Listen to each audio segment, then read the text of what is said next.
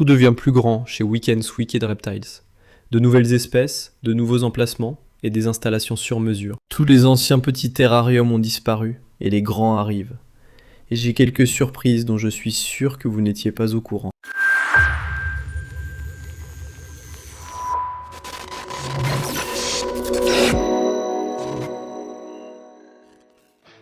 On voit les choses en grand. Voici un terrarium qui fait presque 300 gallons. Il y a vraiment beaucoup d'écho là-dedans. Nous allons placer à l'intérieur un animal spécial, pour lequel nous avons construit un terrarium la semaine dernière, et nous en reparlerons plus tard. Un autre animal spécial, jamais évoqué, arrivera ici. L'enclos simple est en contreplaqué. On appliquera une peinture spéciale terrasse pour l'étanchéité, ajoutera de l'isolation en liège sur les parois pour que l'animal grimpe, installera une ampoule UVB au-dessus. Et voilà, c'est fait les amis. Nouveau terrarium pour le fond de la pièce. On préparera aussi un terrarium pour la salle des reptiles dès qu'il sera prêt. Et j'en ai un autre ici que je ne vous ai jamais montré. Des constructions sur mesure, encore et encore. Celui qu'on a fait plus tôt ce mois-ci, c'est celui-ci. Un terrarium étrange, je vous laisse deviner l'espèce qui ira dedans. Voici un indice. C'est une rainette. Devinez laquelle? Ce terrarium ici fait 1,80 m de haut. Il fait 33 cm de large et 60 cm de profondeur.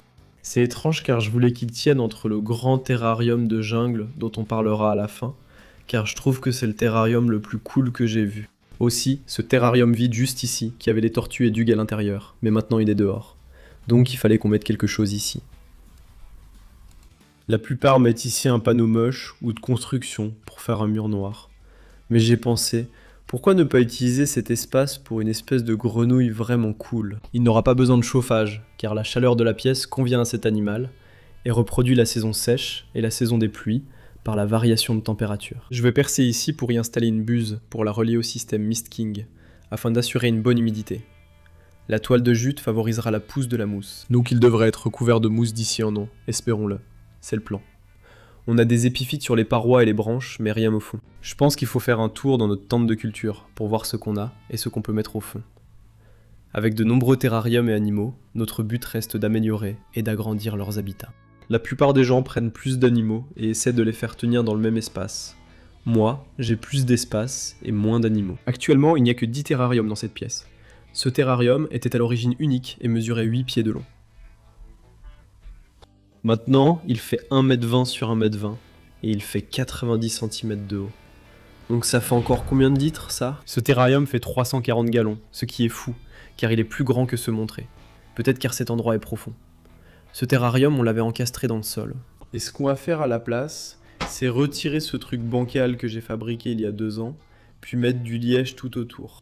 Ainsi, il y aura un fond, on ajoutera un meilleur éclairage, puis on installera des branches, car une espèce arboricole vivra ici. De l'autre côté, le terrarium est identique, mais séparé par une cloison. Tout ce qu'on a fait, c'est ajouter une planche de contreplaqué. Et puis de ce côté, on a le liège. Donc on a le liège de ce côté qu'on va mettre tout autour. L'idée, c'est qu'il puisse vraiment s'agripper à ça et utiliser le mur comme un arbre en fait. Donc en fait, même si ça fait encore presque 400 gallons d'espace, 360 gallons, peu importe, tu donnes quand même à l'animal plus d'espace que ça, parce qu'il peut grimper partout. J'ai montré plusieurs méthodes pour chauffer les terrariums et ajouter de l'éclairage, comme ici avec une lampe UVB de marque Arcadia. Nous avons une ampoule pour le point chaud, et un panneau chauffant radiant pour la nuit, car les iguanes à bande de Tonga n'aiment pas le froid. Ce n'est pas sponsorisé, mais les reptirades sont top. J'ai acheté le mien chez Cornell's World. Contrairement à d'autres modèles, les câbles tiennent bien. Mais la nuit, la température reste autour de 27 degrés. Pendant la journée, elle approche les 32 degrés. Et ensuite, l'humidité fluctue. Et on garde ça comme il faut parce qu'on a aussi le système de brumisation branché ici. Donc c'est un seul Mist King qui alimente tout. Je suis en train de transformer ça en tour de la pièce à reptiles. Tu veux voir un tour de la pièce à reptiles? On peut faire ça ce mois-ci, car j'ai beaucoup à te montrer, et je pourrais te dire qui est qui à la fin. Donc c'est essentiellement un mur solide de terrarium, et ça fait 18 pieds de long. Mais tout ce que t'as, c'est 1, 2, 3, 4 terrariums sur 18 pieds d'espace. Je suis dévoué, et je fais les choses en grand, comme on l'a dit dans l'intro. Le but, c'est d'avoir plus d'espace, y compris celui-ci, qui fait 1500 gallons, le gigantesque terrarium jungle. Et il y a des choses très différentes à propos de celui-ci, par rapport à la dernière fois qu'on en a parlé. Mais avant ça, je vais vous parler des serpents des maisons. Et les espèces qu'on élève changent aussi. On a eu 30 serpents des maisons il y a, je ne sais pas, environ un mois. Et j'ai décidé qu'au lieu de les reproduire, je vais tous les vendre. Ils sont tous disponibles à la vente. Bon, on va peut-être en garder 2 ou 3 couples, mais dans tous les cas, ils sont disponibles, il suffit de m'envoyer un message sur Instagram. On peut s'arranger si vous êtes canadien, si vous êtes américain. Allez simplement chez Reach Out Reptiles, là où je les ai eus à l'origine. On n'a pas besoin de faire la traversée de la frontière. Mais pour les Canadiens, ils sont disponibles. En fait, on n'en a pas 30, car j'ai vendu un couple et on en donne un autre. Ils doivent arriver d'une minute à l'autre, je les entends à la porte. Frérot, je vais à l'aéroport. J'ai besoin de ces serpents des maisons tout de suite. On va t'en donner un couple, on va ouvrir quelques bacs et te montrer ce qu'on a disponible. Tu pourras choisir ceux que tu veux, sauf le super cool de Gareth, avec le cou court, qu'il m'a envoyé car il dit qu'il me ressemble, parce que je suis petit. Je devrais l'avoir. Non. Celui-ci est magnifique. Qu'est-ce que c'est? Ils sont tous beaux. Ça va être dur de choisir. C'est ça mon problème.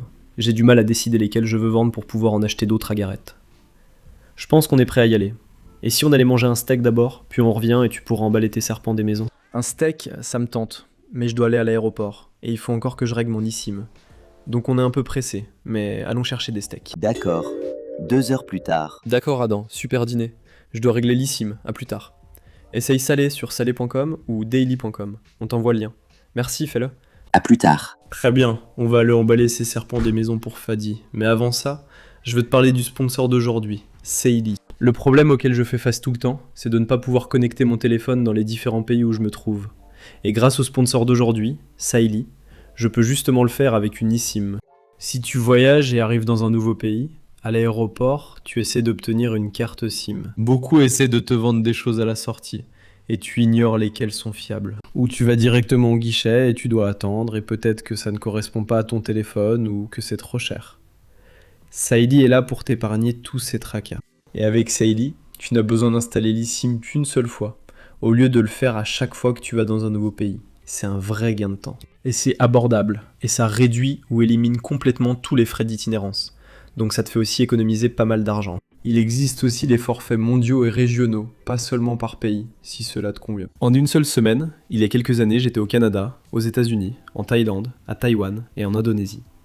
Tu imagines si j'avais eu besoin de 5 cartes SIM différentes? En plus, tu peux protéger ta vie privée en activant les fonctionnalités de sécurité de Saily. Tu peux changer ta localisation virtuelle, bloquer les publicités malveillantes et simplement rester plus en sécurité lorsque tu navigues sur internet avec ton téléphone. Peu importe si tu utilises iOS ou Android, tant que ton téléphone supporte les eSIM, tu peux utiliser Saily. Si ce n'est pas le cas après inscription, tu es remboursé. Je sais que je ne vais plus jamais aller nulle part sans Saily. Va sur sailly.com/reptile et bénéficie de 15% de réduction. C'est bien 15% de réduction. Choisis les forfaits de données sur sailly.com/reptile et saisis le code reptile en téléchargeant l'appli. Les serpents des maisons sont partis et seront chez Fati demain. On change aussi le style de montage. Nous avons fait une vidéo sur ces terrariums la semaine dernière et ça ressemblait et sonnait comme ça. Mon petit dragon qui m'a coûté une fortune grandit à une vitesse folle. Et j'ai repoussé la mise à niveau de son terrarium parce qu'un lézard qui m'a coûté plus cher que ma première voiture mérite un terrarium aussi impressionnant qu'elle. Nous voulons faire plus de ça. Raconter des histoires plus approfondies sur les animaux. Parce que Stitch ici, puis Squidgy et Luigi, ils méritent d'être mis en avant. Je veux en faire plus sur chaque animal individuellement, plutôt que de parler de 5 animaux chaque semaine, ou 10, ou 20, ou d'une pièce entière. Je veux me concentrer sur les histoires des animaux. Nous avons fait une vidéo sur Diamond Story ici. Si vous en voulez d'autres, dites-le en commentaire. Sinon, on peut continuer ces vidéos, elles sont aussi amusantes. Un autre changement est de garder certaines choses dehors, comme nous le faisons depuis des années, depuis que j'ai cette chaîne et même avant. J'ai mis dehors tout ce qui était possible. Mais maintenant, nous faisons cohabiter 3 tortues à pattes rouges, ou tortues Cherryhead. C'est pratiquement la même chose. Ces tortues ont un peu ce look de Darth Maul sur leur visage. Doug est dehors pour toute la saison. L'an dernier, nous avions construit cela à mi-saison, un peu tard. Cette année, Doug est dehors depuis des semaines. C'est la première semaine de juin, et il est dehors depuis plus d'1 mois. Ces tortues aussi sont dehors depuis plus d'1 mois, et elles s'habituent à la montée des températures. Il fait environ 20 degrés en ce moment, ça va monter à 25. Le mois prochain, on va atteindre des températures de 35 degrés, puis ça redescendra en octobre jusqu'à environ 10 degrés. Et ces tortues peuvent supporter ces températures. Note de l'éditeur, nous les rentrons en octobre, pas dehors l'hiver. Retour à la vidéo. Les animaux résilients sont plus amusants selon moi. Laisser les animaux dehors pour profiter des UVB naturels est bien meilleur pour eux. Et j'apprécie d'être près de la piscine avec ma famille, tout en ayant mes animaux autour de moi. S'entourer d'animaux, c'est super si tu les gardes vraiment autour de toi. Et pas tous au même endroit, où tu dois descendre pour t'en occuper. Ce qui devient vite une corvée. Un autre changement consiste à ajouter au mur des biomes. Chacun de ces enclos de 90 cm sur 90 cm sur 45 cm représente un biome différent, provenant d'une région différente du monde. L'enclos de la rainette aux yeux rouges évoque l'Amérique centrale. Et juste à côté, les dragons cornus des montagnes vivent dans un espace imitant l'Asie du Sud-Est. Et maintenant, juste à côté, une toile vierge est prête pour que nous puissions l'aménager et lui donner l'apparence que nous voulons. Enfin, nous avons quelques idées. Celle-ci ne semble pas fonctionner, et Théo a ses propres idées. Prendre des geckos et des scorpions? Bon, d'accord. Tout ça. 2 nouveaux biomes à construire et réparer l'enclos de la rainette aux yeux rouges, dont le fond est encore tombé du mur. Nous aurons un mur totalement différent, avec 4 biomes de diverses régions du monde. Autre changement majeur, notre méthode d'élevage. Ici, devant moi, 7 œufs de serpents à nez retroussés, tous censés être albinos, espérons-le. Avec un peu de chance, ils écloront fin juillet, puis nous les proposerons à la vente. C'est la 10e année d'Equine, et sa 7e ponte. La première ressemblait à ça. Je suis prêt à aller travailler. Bienvenue dans cet épisode improvisé de Weekends Wicked Reptiles. Je suis encore au travail, mais je suis habillé. Je porte des crocs. C'est différent. La vie est différente maintenant. Nous n'élevons plus de gecko léopard. C'est ma première année sans élever de gecko léopard depuis avant même d'avoir cette chaîne. Ce que nous faisons à la place, c'est que nous élevons des serpents onios, 3 couples. Avec un peu de chance, cette année nous pourrions avoir 30 œufs, ou plus selon les pontes. Nous élevons aussi pour la première fois des geckos lichianus. J'ai toujours rêvé d'élever des geckos lichianus, et nous avons eu nos premiers œufs, mais ils étaient tous infertiles, ce qui n'est pas grave. C'est la première année où ces animaux peuvent se reproduire. Nous les avons eu bébés et élevés. Dave et Diane se reproduisent cette année, et leurs bébés seront eux aussi disponibles. Nous avons aussi quelques autres geckos à queue grasse africains en incubation dans l'incubateur, et nous espérons pouvoir faire reproduire certains de ces iguanes, les iguanabandes de Tonga, dont nous avons parlé dans d'autres pièces. Si les rêves se réalisent, on aura aussi des boa émeraudes arboricoles. Nous avons un couple qui se reproduit actuellement, et j'espère que tout ira bien. La femelle semble très dodue, mais c'est encore l'une des espèces les plus difficiles. Je ne suis pas un éleveur expert. Nous essayons simplement de changer les choses, et de rendre les animaux que nous élevons un peu plus uniques. Pas les mêmes que ceux qu'on voit sur toutes les tables d'exposition. Je n'ai rien contre les éleveurs de gecko léopard, mais c'était pas pour moi. Je passe à d'autres espèces, et l'an prochain sera encore plus grand, encore meilleur et encore plus fou, avec des espèces que je n'ai même pas encore. Les installations plantées et naturalistes offrent 2 choses. Tout d'abord, c'est excellent pour les animaux, parce que c'est naturel, ça offre de l'humidité, et ça permet à ces animaux d'avoir un endroit pour se cacher, qui est naturel, exactement comme on en trouve dans la nature. Parce que si vous ne le saviez pas, il n'y a pas de serviette en papier plié dans la nature pour que les animaux puissent s'y cacher, et il n'y a certainement pas de tube imitation liège en carton recouvert de sable, comme on en trouve dans votre animalerie de reptiles. À la place, c'est de la matière végétale. Mais au-delà de ça, ça change, et ça vous offre quelque chose à regarder. C'est une œuvre d'art qui continue d'évoluer.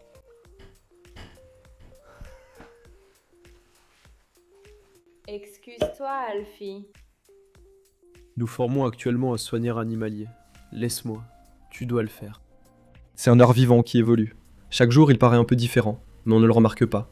Comme voir grandir son enfant, ou vieillir son chien. Et puis tu regardes une photo prise il y a 3 mois, 6 mois, 1 an, quand tu l'as plantée pour la première fois, et ça ressemble à un autre monde. Et cet enclos est complètement différent de ce qu'il était exactement il y a 1 an, quand on l'a replanté et aménagé pour les boa émeraudes arboricoles. Le problème, c'est qu'on n'a pas mis de boa émeraude arboricoles, pour 2 raisons. D'abord, mon couple est trop grand, et il détruirait l'endroit, comme l'ont fait les pitons réticulés. On a un petit boa émeraude que je vais installer ici, puis ajouter d'autres animaux comme des lézards. Au moins, on aura un prédateur comme pièce maîtresse. Nous ne l'avons pas encore fait, car nous voulions vérifier la santé de notre animal, arriver avec des parasites. Maintenant elle est prête, pour voir le prédateur ajouté à cette jungle vivante dont je suis fier. Abonnez-vous. Nous ferons cela en juin, 1 an après sa création. Dites-moi dans les commentaires, préférez-vous ces vidéos de mise à jour ou souhaitez-vous qu'on revienne au top 5 ? Et comme nous faisons des vidéos les lundis et jeudis, cela veut dire que je vous verrai dans la prochaine vidéo. Le soigneur du zoo a besoin d'aide, donc je vais y aller. On se retrouve dans la prochaine vidéo.